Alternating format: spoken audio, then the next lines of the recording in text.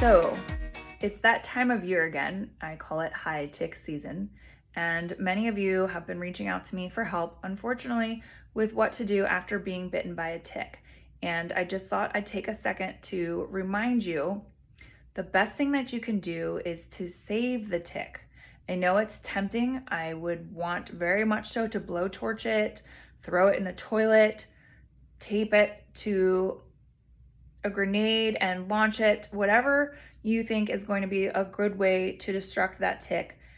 Stop yourself and actually send it in to get tested. There's a place in Pennsylvania that I'm aware of. It's the PA Tick Lab, and it's ticklab.org if you're going to look for their website online. And you can go there and actually they'll give you instructions on how to send in a tick to get it tested.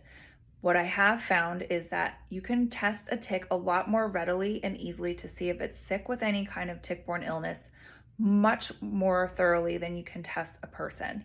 The human testing for tick-borne illnesses is terrible, maybe 65% accurate at best, and there's many reasons for this. But a tick, they can test that pretty quickly and easily. So save the tick. You can put it into a Ziploc bag with a moist cotton ball is what they recommend, and then you would send that in.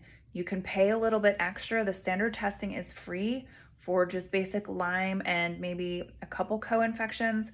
You can pay a couple bucks more and get the full spectrum, which is what I did the last time I found a tick on me, and gratefully that tick was not infected with anything. But that was definitely a terrifying moment, just waiting for those results. And you will get your results within 72 hours. And so what I encourage people to do again is if you actually find the tick, send it in.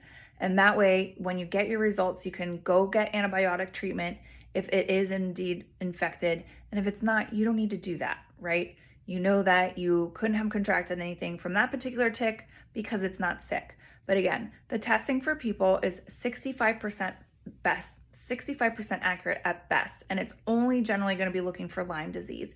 You have to pay usually a little bit extra to get tested for the full set of tick-borne illnesses, which would include things like Bartonella, Babesia, Ehrlichiosis, Rocky Mountain spotted fever, tularemia. What else do people get? You know, they have a whole ton of other things besides just Lyme, and I think unfortunately many of us only know them for having given the option to pass on Lyme disease. But again, save the tick, send it in as soon as possible, get it tested, and then you know what your next step of action needs to be, antibiotics or not. So if you have questions, feel free to reach out to me. I'm always here to help. I'm grateful that I'm healthy and whole and that I've learned as much as I did so that I can help people like you who possibly have been bitten and don't know what to do. Feel free again to reach out to me. Have a great night and stay safe.